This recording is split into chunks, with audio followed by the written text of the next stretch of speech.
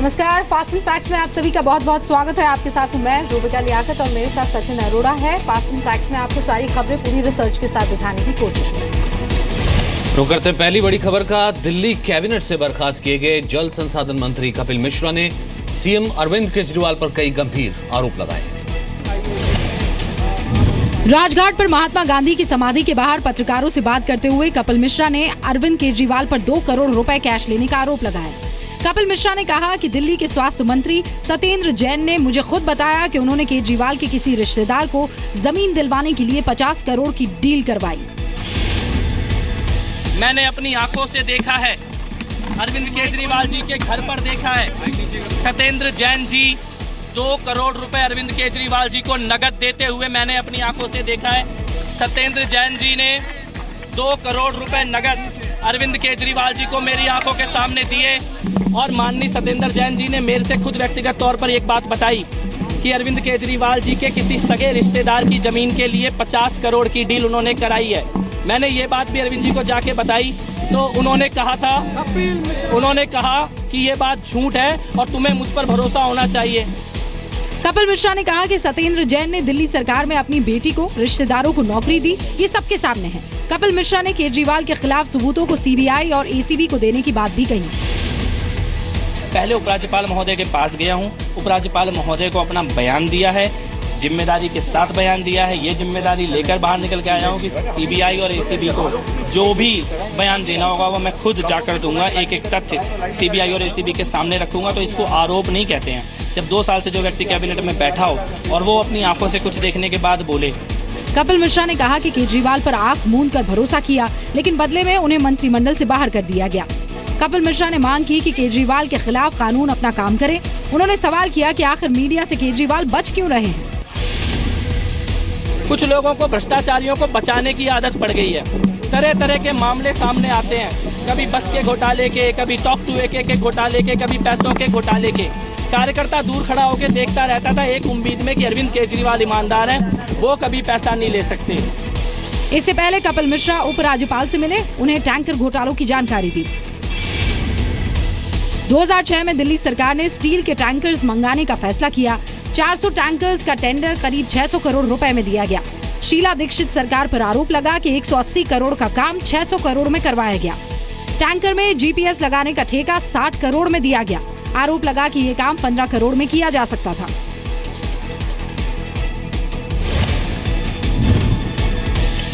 कपिल मिश्रा ने कहा है कि भ्रष्टाचारियों को उनकी सही जगह भिजवा कर रहूंगा, चाहे इसमें मेरी जान चली जाए। तो आम आदमी पार्टी ने कपिल मिश्रा के आरोपों को बेसिर पैर वाला बताया और उधर विपक्ष ने केजरीवाल के इस्तीफे की मांग की। कपिल मिश्रा ने अरविंद केजरीवाल पर आरोपों की बौछार कर दी तो बचाव में आम आदमी पार्टी की तरफ से उप मुख्यमंत्री मनीष सिसोदिया और कुमार विश्वास उतरे। आज जिस तरह के आरोप, बेबुनियाद आरोप उन्होंने लगाए, उसके बारे में अब मैं क्या कहूँ। वो तो बात जवाब देने लायक भी नहीं है, कोई इस पर यकीन नहीं कर सकता। बहुत ही उलझलूल आरोप उन्होंने लगाए हैं, उनका कोई सिर पैर नहीं है।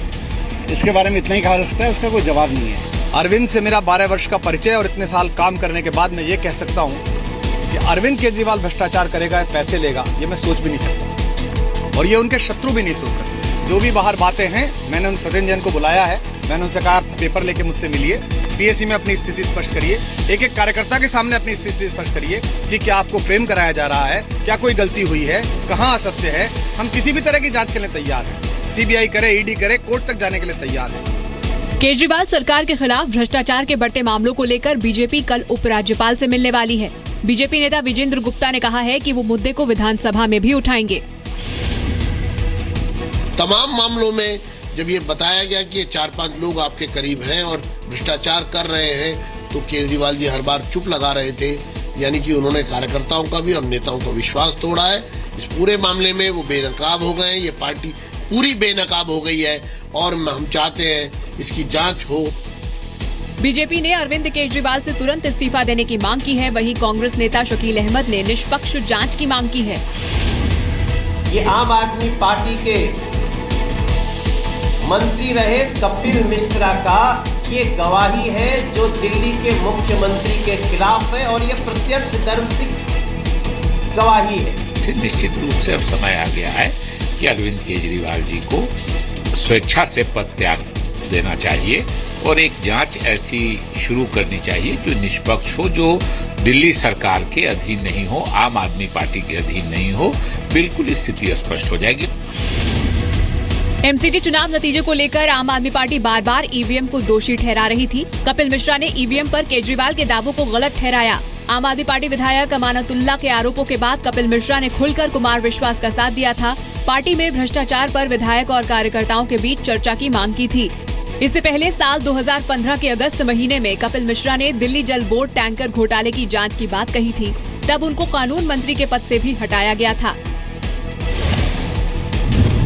यूथ कांग्रेस के कार्यकर्ता आज केजरीवाल के इस्तीफे की मांग को लेकर उनके घर के बाहर प्रदर्शन करने वाले हैं। जम्मू कश्मीर के कुलगाम में आतंकियों ने पुलिस पार्टी पर हमला कर दिया। इसमें एक जवान शहीद हो गया जबकि एक आतंकी को मार गिराया गया। हमला मीर बाजार इलाके में हुआ जब J&K police Jammu Srinagar highway पर जाम खुलवा रही थी। इसी दौरान घात लगाकर बैठे 3 से 4 आतंकियों ने हमला कर दिया। जवाबी हमले में एक आतंकी भी ढेर कर दिया गया। इसी दौरान हुई गोलीबारी में 3 आम नागरिकों की भी मौत हो गई। रक्षा विशेषज्ञों का मानना है कि आतंकियों को खत्म करने के लिए पूरे कश्मीर में ऑपरेशन चलाने की जरूरत है। भारतीय फौज ने एक मुहिम चलाई थी शोपियन में, जहां पे पूरे इलाके में एक सर्च एंड कॉर्डन ऑपरेशन किया गया। मुझे लगता है कि अब इस मुहिम को शोपियन से आगे बढ़ा के पूरे साउथ कश्मीर में चलाना पड़ेगा कि आतंक को कंट्रोल करना है तो ये बहुत जरूरी हो जाएगा कि भारत सरकार की तरफ से सख्ती से उनके खिलाफ कार्रवाई हो रही है। जिस तरह दिया बुझने से पहले जलता है, उसी तरह आतंकी जानते हैं कि उनका सफाया निश्चित है। पाकिस्तान के सह पर उसकी साजिश से वहाँ पर जो हरकत हो रही है उसका जवाब भारत सरकार की तरफ से हमारी पैरामिलिट्री फोर्स दे रही है। कल कुलगाम के मीर बाजार इलाके में मारे गए आतंकी के जनाजे में भी काफी संख्या में लोग जुटे। इसी दौरान फायरिंग की गई। हालांकि जी न्यूज इस वीडियो की पुष्टि नहीं करता। आतंकी फयाज लश्कर तैयबा संगठन से जुड़ा था। फयाज 2015 से फरार चल रहा था। उधमपुर आतंकी हमले के सिलसिले में एनआईए फयाज को तलाश रही थी। आतंकी हमले में शहीद हुए पुलिस कांस्टेबल का नाम महमूद अहमद शेख है। गृह मंत्रालय के मुताबिक 2 साल में पाकिस्तान ने जम्मू कश्मीर में तकरीबन रोज सीज फायर तोड़ा है। 2015-16 में सीमा पार से 854 बार फायरिंग हुई। उधर कानपुर के जन सेना के सदस्यों को फिलहाल पत्थरबाजों को जवाब देने के लिए कश्मीर जाने की इजाजत नहीं मिली है। प्रशासन ने 15 दिन के लिए उनकी यात्रा को टाल दिया है। कश्मीर रवाना होने से पहले कानपुर के शहीद उपवन में युद्ध विजय यज्ञ किया गया। इसमें काफी संख्या में साधु संत शामिल हुए। मुस्लिम समुदाय के लोग भी यज्ञ में आहुति देने पहुंचे। जी पत्थरबाजों से जो है या तो मोहब्बत से निपटे, अगर नहीं मोहब्बत से निपटते हैं तो हम उनको पत्थर का जवाब पत्थर से देंगे और अगर जरूरत पड़ी तो हम गोलियों से भी उनका जो है वो करेंगे। कश्मीर तो अपना देश है ना, तो कश्मीर को हम जाने ना देंगे। किसी जो विरोध कर रहे हैं हम लोग जो है कर रहे हैं तो कश्मीर के बारे में कर रहे हैं, क्योंकि कश्मीर हम लोग क्योंकि हिंदुस्तान का हिस्सा है। यज्ञ शुरू होते ही पुलिस ने शहीद उपवन को घेर लिया। जिला प्रशासन ने साफ कर दिया कि फिलहाल जन सेना के पत्थरबाजों को कश्मीर जाने की इजाजत नहीं दी जाएगी। और कोई अगर यदि दिल्ली जाने के लिए अगर अनुमति मांग रहा है, दिल्ली जाने के लिए किसी अनुमति की आवश्यकता नहीं है। पत्थर चलाने के लिए संबंध में जो नियमानुसार प्रावधान है उसी के अंतर्गत ही अनुमति दी जाती है। जो भी सही होता है, नियम के अनुकूल होता है, उसी चीज़ की अनुमति प्राप्त होती है। जनसेना के सदस्य 100 कार और 3 बस में सवार होकर कश्मीर के लिए रवाना होने की तैयारी में थे। जनसेना ने पत्थरों से भरा एक ट्रक भी तैयार कर रखा था, लेकिन अब कश्मीर कूच रोके जाने पर संतों ने जन विद्रोह भड़कने की चेतावनी दी है। हमें पत्थर लेकर के रवाना होना है, कितने को रोकेगा? यदि प्रशासन कितने को रोकेगा? 10 को, 20 को, 1000 को, 2000 को? जब आंधी चलती है तो चारों तरफ से चलती है। जब भारत और पाकिस्तान का धर्म युद्ध छिड़ेगा तो हम तमाम भारत के संत भगवती बागुलामुखी से ये प्रार्थना कर रहे हैं कि ऐसा भयंकर ऐसा मुंहतोड़ जवाब पाकिस्तान को मिले कि सैकड़ों साल पाकिस्तान दोबारा खड़ा होने की स्थिति में न रहे। कुपवाड़ा में कानपुर के कैप्टन आयुष यादव के शहीद होने के बाद संत समाज ने जनसेना बनाने का ऐलान किया था। साधु संतों ने कानपुर में ट्रेनिंग कैंप लगाकर लोगों को पत्थर चलाने की ट्रेनिंग दी। जनसेना में 1000 से ज्यादा पत्थरबाजों के शामिल होने का दावा किया जा रहा है। जनसेना के सदस्यों का कहना है कि वो सेना के साथ मिलकर काम करना चाहते हैं और आतंकियों की साजिश को नाकाम करना चाहते हैं। उत्तर प्रदेश के मुख्यमंत्री योगी आदित्यनाथ सीएम बनने के बाद पहली बार आगरा के दौरे पर पहुंचे। वहां उन्होंने रोड शो के साथ साथ मेडिकल कॉलेज का दौरा किया। एयरपोर्ट से सर्किट हाउस जाने की जगह सीएम योगी आदित्यनाथ का काफिला सीधे मेडिकल कॉलेज पहुंचा और सबसे पहले सीएम योगी आदित्यनाथ ने इमरजेंसी डिपार्टमेंट का रुख किया। निरीक्षण के दौरान ईसीजी मशीन खराब होने के साथ साथ सीएम योगी को दवाएं बाजार से मंगाने की शिकायत मिली। सीएम का काफिला यहीं नहीं रुका, सफाई अभियान के लिए वो मरीन बस्ती पहुंचे, जहां साफ सफाई सहित कई कार्यक्रमों में हिस्सा लिया। इस दौरान सीएम ने लोगों की समस्याएं भी सुनी। निरीक्षण और साफ सफाई के बाद सीएम योगी ने कमिश्नर ऑफिस में समीक्षा बैठक की, जहां अफसरों के साथ आगरा के विकास कार्यों और लॉ एंड ऑर्डर के हालात पर चर्चा की। इससे पहले लखनऊ में सीएम योगी आदित्यनाथ ने 27 नई वॉल्वो एसी बसों को हरी झंडी दिखाई।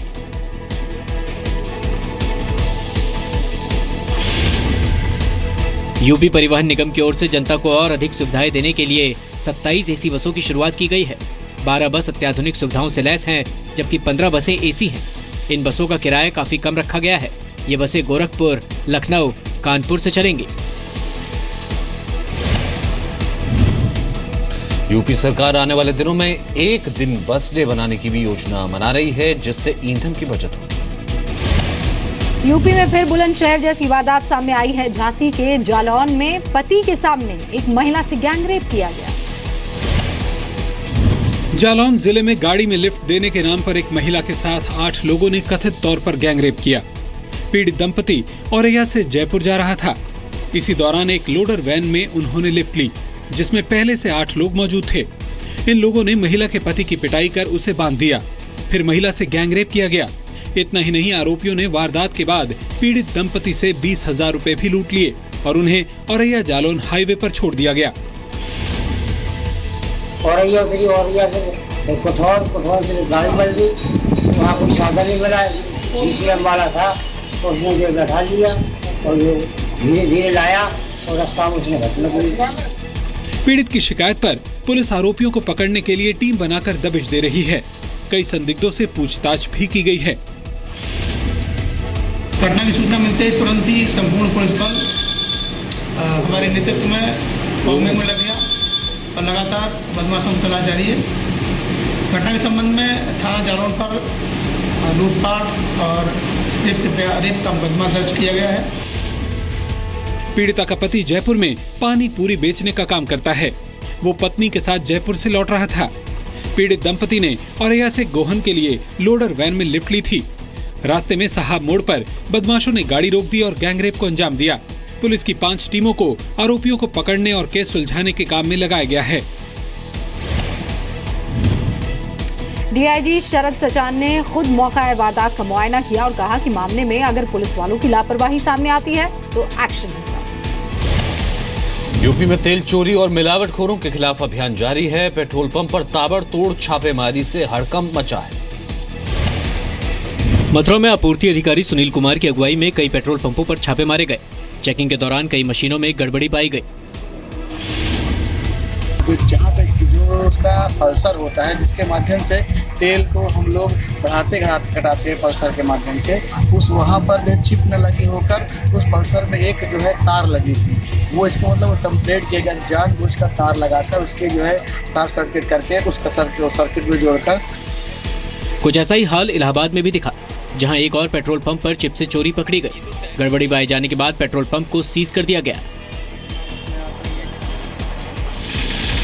वहीं कन्नौज में पेट्रोल पंप पर एसटीएफ की छापेमारी जारी है। यहां अब तक कई पेट्रोल पंप सीज किए जा चुके हैं।